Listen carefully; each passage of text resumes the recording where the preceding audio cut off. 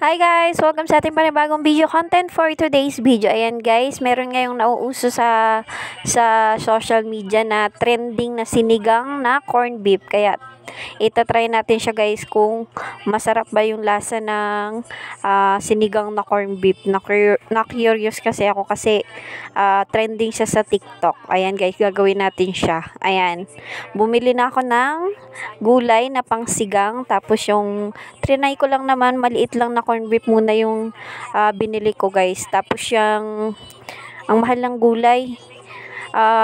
Yung binili kong gulay halagang 150 na lahat. Kamahal. Yan guys, bumili ako ng talong, 2 piraso, tapos isang big kiss ng sitaw, tapos isang big kiss nung pechay. Wala kasing substitute na lang natin yung pechay guys kasi walang kangkong. Wala akong nabila ng kangkong. Tapos yan, bumili ako ng sibuyas, kamatis, sili. Yung sili, apakamahal ng sili na green. 1 piraso, 5 piso. Kamahal. Tapos bumili rin ako 1 pirasong gabi para malapot yung sinigang natin. Tapos ano pa ba? Yung corned beef na maliit. Ayan, kompleto na yung ating pansigang. Tapos inano ko na siya guys, ginayat-gayat ko na yung sitaw, yung talong, yung gabi, tapos yung ating pechay. Ayan. Tapos nilagyan ko lang siya ng asin para yung pechay kumayuod, madaling matanggal. Ayan. Tabo-tabo lang ako guys kasi nung time na yun, wala talaga kaming tubig. Yung tubig namin dito parang parang aswang. Kasi alas 2 ng madaling araw bumabalik. Tapos nawawala siya mga alas 10 ng umaga, wala ng tubig. 'Di ba? Ang saya. Ayan, tapos na-extra ko kasi nagutom ako. Ayan, nagluto lang ako ng 1 pirasong itlog guys. Pantawid gutom. Ayan, kaso nga lang dumikit sa ating kawali. Pero dyan na rin ako guys naggisa. Kasama na rin yung tutong ng itlog. Masarap na din niya, kasama na rin niya sa lasa. Ayan, ginisa ko lang yung ating kamatis, sibuyas, at saka hinabol ko lang yung ating bawang. Inisang lagay ko na lang guys. Maluluto lang din naman yan. Paras na sabay-sabay ng maluto. Tatagal pa kung Ayan, tapos sinunod ko na rin yung ating gulay, yung ating sitaw, talong, at saka yung ating gabi. Ayan. Konti lang yung gabi. Hinati ko lang yan guys. Kasi tatry ko lang naman kung anong lasa. Na-curious lang ako ng lasa ng sinigang na corned beef. Ayan. Tapos nilagyan ko na ng 2.5 basong tubig. Tapos nilagyan ko na rin ng ating pabida-bidang sinigang. Ayan. Yung sili nilagay ko na rin guys. 1 pirasong sili. Tapos yan, pakuluin lang natin. Ayan.